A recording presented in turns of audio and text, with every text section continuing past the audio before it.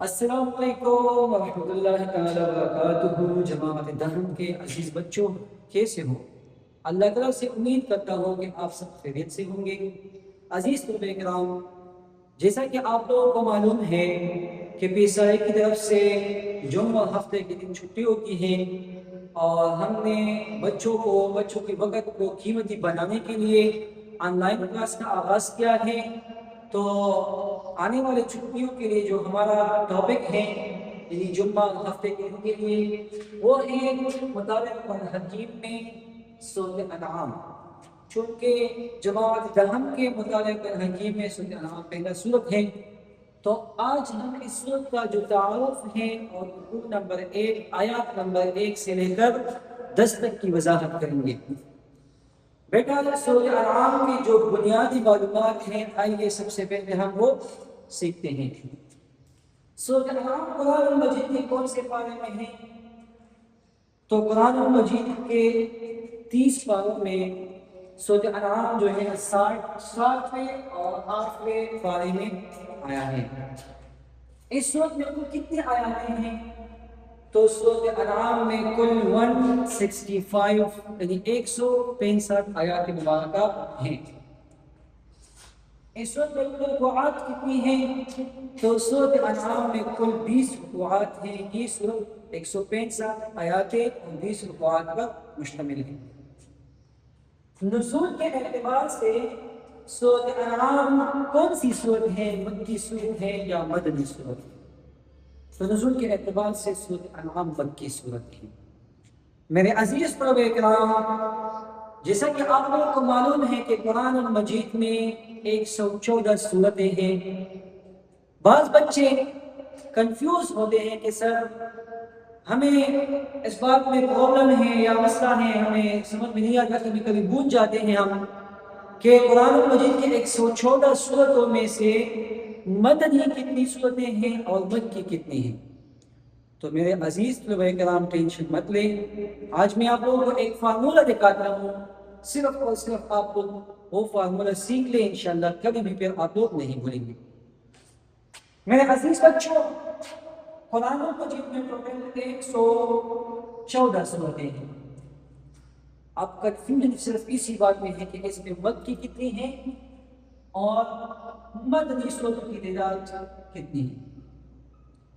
تو یہ بات ذہن میں رکھیے کہ قرآن مجید میں زیادہ جو صورتیں آئی ہیں وہ مکی ہیں اور کم وہ مدنی ہیں۔ اس کے لیے فارمولہ یہ ہے کہ آپ لوگ 286 کا حساب لیں۔ اب 286 کا فارمولہ آپ لوگوں نے لکھ لیا، اس میں 2 کو ہٹانے سے جب آپ لوگ 2 بٹھا دیں تو 86 جو رہتی ہیں یہ مکی صورتوں کی تعداد ہوتی ہے۔ اور اسی 286 میں سے آپ لوگ 6 کو ہٹا دیں۔ جب 6 آپ لوگ ہٹا دیں تو 28 جو ہے یہ مدنی صورتیں رہتی ہیں۔ تو قرآن مجید میں 6 سے مکی اور 28 مدنی صورتیں ہیں۔ اب دیکھیے 86 پلس 28 اس سے کیا آتا ہے؟ اس سے جو ہے 14 9 10 11 114 صورتیں ہیں۔ انشاءاللہ پھر آپ لوگ اس کو نہیں بولیں گے، صرف اور صرف فارمولہ یاد کریں۔ اچھا، اس صورت کا نام سورۃ انعام کیوں رکھا ہے؟ انعام نام رکھنے کی وجہ کیا ہے؟ کہ اس کا وجہ یہ ہے کہ اس وقت میں اللہ سبحانہ و تعالیٰ نے مختلف مال مویشیوں کا ذکر کیا ہے اور کفار مکہ کے باطل عقائدوں کی رد کیا ہے، کیونکہ کفار مکہ کے باطل عقائدوں میں سے ایک عقیدہ یہ بھی تھا کہ وہ حلال جانوروں کو اپنے آپ پر حرام کر دیتے تھے اور جانوروں کو اپنے بتوں کے نام پر چھوڑتے تھے اور ذبح کرتے تھے۔ تو اللہ سبحانہ و تعالیٰ نے اس صورت میں ان عقائد کی رد کیا ہے اور مختلف جانوروں کا ذکر کیا ہے، تو اسی وجہ سے اس صورت کا نام سورۃ انعام رکھا ہے۔ انعام کا معنی کیا ہے؟ تو انعام کا معنی ہے چوپائی، مویشی، پالتو جانور، گائے بکری جو ہم گھر میں پالتے ہیں، انعام اس کو کہتے ہیں۔ انعام اس کا معنی جو ہے نعم آتے ہیں، بہت سارے گائے بکرے بیل وغیرہ۔ فضیلت کیا ہے اس صورت میں؟ تو اس صورت کی فضیلت جو احادیث مبارکہ سے ثابت ہے وہ کچھ اس طرح ہے کہ نبی کریم صلی اللہ علیہ وسلم نے فرمایا جس نے رات کو سورۃ انعام پڑھی تو 70,000 فرشتے صبح تک اس کے لیے استغفار کرتے ہیں، اس کے لیے اللہ تعالیٰ سے بخشش کرتے ہیں، بخش مانگتے ہیں۔ اور دوسرے حدیث میں صحابہ کرام رضی اللہ تعالیٰ عنہ فرماتے ہیں کہ سورۃ انعام قرآن مجید کا خلاصہ ہے، اس میں توحید، رسالت اور آخرت تینوں عقائد آئے ہیں۔ ایک حدیث میں آیا ہے کہ جب سورۃ انعام اللہ سبحانہ وتعالیٰ نازل فرماتے تھے تو حضرت جبرائیل علیہ السلام کے ساتھ 70,000 ملائکہ تسبیح پڑھتے ہوئے نازل اترے اور یہ سورۃ حضور نبی اکرم صلی اللہ علیہ وسلم پر ایک ہی مرتبہ پورا سورۃ جو ہے نا وہ نازل فرمایا۔ یہ تھا ہمارا سورۃ انعام میں سورۃ انعام کا تعارف ہے، اس کے حوالے سے اہم باتیں۔ اب ہم آتے ہیں سورۃ انعام کی طرف۔ تو بیٹا آپ لوگ کے ساتھ کتاب لازمی ہے، کتاب میں دیکھیے، جب کتاب لو تو آپ لوگ کتاب میں سبق کو زیادہ سمجھیں گے۔ اعوذ باللہ من الشیطان الرجیم، بسم اللہ الرحمن الرحیم، الحمد للہ الذی خلق السماوات والارض وجعل الظلمات والنور ثم الذین کفروا بربہم یعدلون۔ میرے عزیز طلبہ کرام، یہ پہلا رکوع 10 آیاتوں پر مشتمل ہے اور پھر یہ 10 آیاتیں 30 قسم کے موضوعات پر مشتمل ہیں۔ آیات نمبر 1 سے لے کر آیات نمبر 3 تک کا موضوع جو ہے وہ یہ ہے کہ اللہ سبحانہ وتعالیٰ کون ہے، یعنی آیات نمبر 1، 2 اور 3 میں اللہ سبحانہ وتعالیٰ کا پہچان کرا گیا ہے، اور دوسرا حصہ یعنی آیات نمبر 3 سے لے کر 7 تک اس میں اللہ سبحانہ وتعالیٰ کی وحدانیت کو بیان کرتا ہے اور کفار اللہ تعالیٰ کی وحدانیت سے کیوں انکار کرتے ہیں، اس پر بات چیت ہوگی۔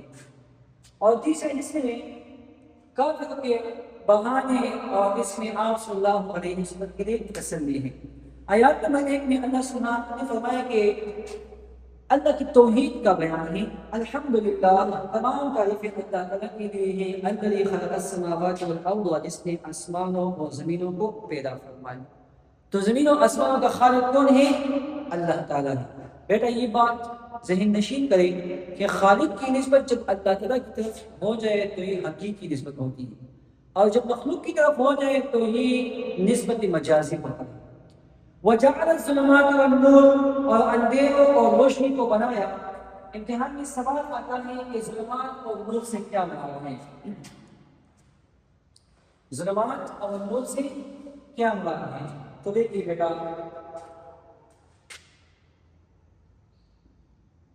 ظلمات سے مراد رات اور اس کی تاریکی ہے،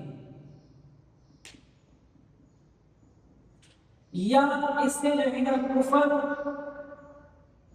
اور کفار کا جو باطل عقائد ہے، باطل دین ہے، اور نور سے مراد دن اور دن کی روشنی ہے، یا اسلام اور دین اسلام کی حقانیت ہے۔ یہ بات ہے اس سے ثم الذین کفروا، پھر بھی وہ لوگ جنہوں نے کفر کیا، بربہم یعدلون، دوسروں کو اپنے رب کے برابر ٹھہراتے ہیں، یعنی وہ اللہ جو زمین و آسمان کا مالک ہے، کفار اس کے باوجود بھی اس کے ساتھ شریکوں کو ٹھہراتے ہیں۔ اللہ کون ہے؟ اللہ وہ ذات ہے، هو الذی خلقکم من طین، اللہ وہی ہے جس نے تمہیں مٹی سے پیدا فرمایا، ثم قضى اجلا، پھر ایک مدت مقرر فرما دی، واجل مسمى عنده، اور ایک مقررہ مدت اس کے یہاں اور بھی ہے، پھر بھی تم شک کرتے ہو۔ بیٹا ثم قضى اجلا، یہاں پر اس آیات مبارکہ میں 2 مرتبہ اجل کا ذکر آیا ہے۔ تو پہلی مرتبہ جو ثم قضى اجلا، اس اجل اس مدت سے کیا مراد ہے؟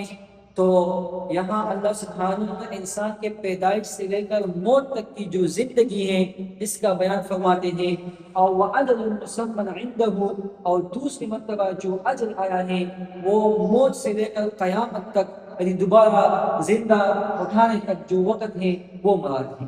ثم انتم تمترون، پھر بھی تم شک کرتے ہو، یعنی اللہ سبحانہ کی وحدانیت میں آپ لوگ شک کرتے ہو۔ وهو اللہ فی السماوات وفی الارض، یعنی اللہ کی توحید کا بیان ہے، اللہ کا پہچان ہے کہ اللہ کون ہے۔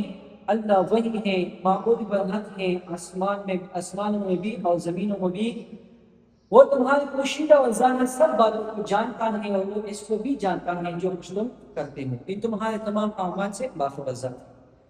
اب اس میں کفار اللہ تعالیٰ کی وحدانیت کو کیوں نہیں مانتے، اس کا وجہ بیان کرنا ہے۔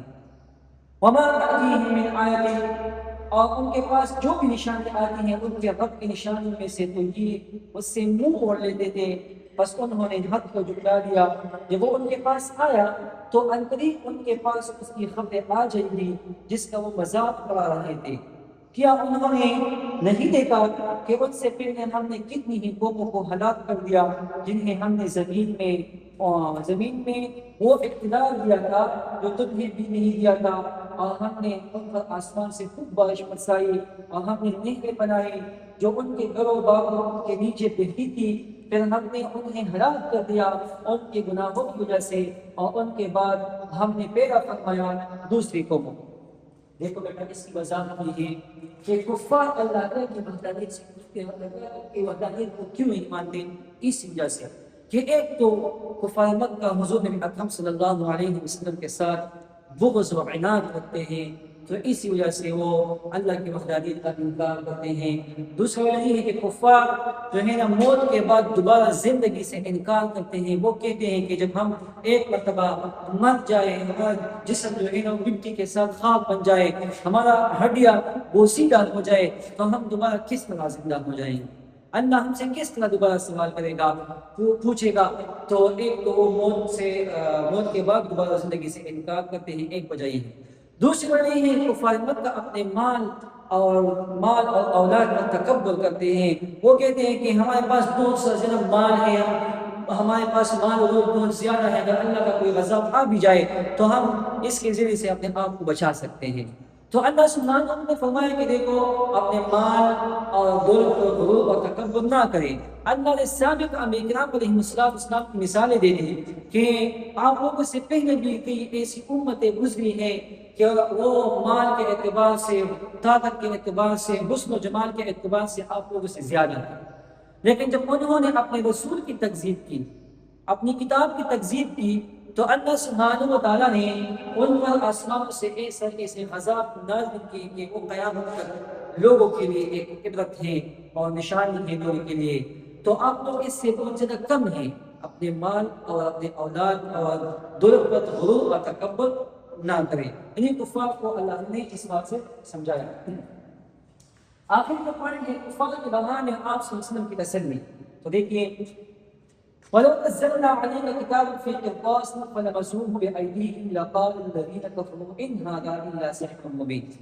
کفار یہ بہانے کرتے تھے کہ یہ قرآن مجید یہ اللہ کا کلام نہیں ہے، بلکہ یہ حضور نبی کریم صلی اللہ علیہ وسلم اپنی طرف سے گڑھتے ہیں، اپنی طرف سے بناتے ہیں، یا صحابہ کرام رضی اللہ تعالیٰ عنہ کے ساتھ بیٹھتے ہیں، مشورے کے ساتھ کچھ کلام تیار کرتے ہیں، پھر ہمارے سامنے پیش کرتے ہیں۔ اس طرح کے بہانے کرتے تھے۔ تو اللہ سبحانہ نے آپ صلی اللہ علیہ وسلم پر وحی نازل فرمایا، اور حضور نبی کریم صلی اللہ علیہ وسلم کو یہ فرمایا کہ اگر یہ قرآن ہم کسی کاغذ پر لکھ دیتے اور پھر نازل فرماتے اور یہ کفار اس کو ٹچ کر دیتے، دیکھتے تھے، اس کے باوجود بھی جو ہے نا یہ لوگ انکار کرتے ہیں، کیونکہ اللہ سبحانہ وتعالی نے ان کے لیے جو ہے نا ان کے نصیب میں ہدایت نہیں رکھی ہے۔ اچھا، وقالوا لولا أنزل عليه ملك ولو أنزلنا ملكا لقضي الأمر ثم لا ينظرون۔ اور یہ کفار یہ بہانہ کرتے تھے کہ آپ صلی اللہ علیہ وسلم کے ساتھ جو ہے نا یہ فرشتے کیوں نازل نہیں ہوتے؟ آپ صلی اللہ علیہ وسلم ایک انسان کی شکل، ایک انسان ہے، ہم بھی انسان ہیں، آپ صلی اللہ علیہ وسلم ایک فرشتے کی شکل میں کیوں نہیں نازل ہوتے؟ یعنی آپ صلی اللہ علیہ وسلم کی طرف جو ہے مختلف باتوں کو منسوخ کرتے تھے۔ تو اللہ سبحانہ وتعالی نے یہ فرمایا کہ آپ صلی اللہ علیہ وسلم سے پہلے بھی اللہ نے 1,24,000 کرام جو بھیجے ہیں وہ بھی انسان ہیں۔ وہ بھی بشر تھے، وہ بھی عام لوگوں کی طرح کھانا کھاتے تھے اور اپنی دنیاوی ضروریاتوں کو پورا کرتے تھے۔ وَلَوْ جَعَلْنَاهُ مَلَكًا لَجَعَلْنَاهُ رَجُلًا وَلَبَسْنَا عَلَيْهِم مَّا يَلْبِسُونَ، اور اگر ہم اس رسول کو فرشتہ بناتے تو ہم اسے بھی مرد ہی کی صورت میں بنا کر، اور ہم انہیں اسی شبہ میں ڈال دیتے جس شبہ میں وہ اب پڑے ہوئے ہیں۔ وَلَقَدِ اسْتُهْزِئَ بِرُسُلٍ مِّن قَبْلِكَ، اس آیات مبارکہ میں اللہ سبحانہ وتعالیٰ حضور نبی اکرم صلی اللہ علیہ وسلم کو تسلی دیتے ہیں کہ یقین آپ سے پہلے بھی رسولوں کا مذاق اڑایا گیا ہے، پھر جن لوگوں نے مذاق اڑایا تھا اسی مذاق نے انہیں گھیر لیا جس کا وہ مذاق اڑایا کرتے تھے۔ یعنی کفار کا حضور اکرم صلی اللہ علیہ وسلم کو کبھی ساحر، کبھی جادوگر، کبھی مجنون، کبھی ایک بات کبھی دوسری بات، اور حضور اکرم صلی اللہ علیہ وسلم کو تکلیف پہنچاتے تھے۔ تو اللہ سبحانہ وتعالیٰ آپ صلی اللہ علیہ وسلم کو تسلی دیتے ہیں کہ آپ کفار کی بات پر ناراض مت ہو جانا۔ آپ سے پہلے جتنے بھی انبیاء کرام علیہ السلام اللہ تعالیٰ نے اس دنیا میں لوگوں کے رہنمائی کے لیے مبعوث کیے تھے نا، تو زیادہ تر لوگوں نے انبیاء کرام کو تکالیف دیے ہیں۔ تو یہ صرف آپ کو نہیں بلکہ آپ سے پہلے جتنے بھی انبیاء کرام آئے ہیں سب پیغمبروں کو اپنی اپنی امتوں نے اذیتیں اور تکالیفیں دیے ہیں۔ بیٹا یہ تھا آج کا ہمارا لیکچر ٹاپک جو نمبر 1 تھا۔ انشاءاللہ اس کے بعد ہم دوسرے سبق میں جو ہے نا ویڈیو بنائیں گے۔ اس سبق میں اگر آپ لوگوں کا کوئی مسئلہ ہو جہاں پر آپ نہیں سمجھتے، ویڈیو بار بار دیکھیے اور کتاب اپنے سامنے رکھیے، کاغذ اور قلم اپنے ساتھ رکھیے، جہاں پر آپ وہ نہیں سمجھتے وہ نوٹ کر لیں۔ انشاءاللہ ہفتے کے دن ہمارے آن لائن کلاس ہوگا، پھر وہاں پر ہم سارے مسائل کو ڈسکس کریں گے۔ السلام۔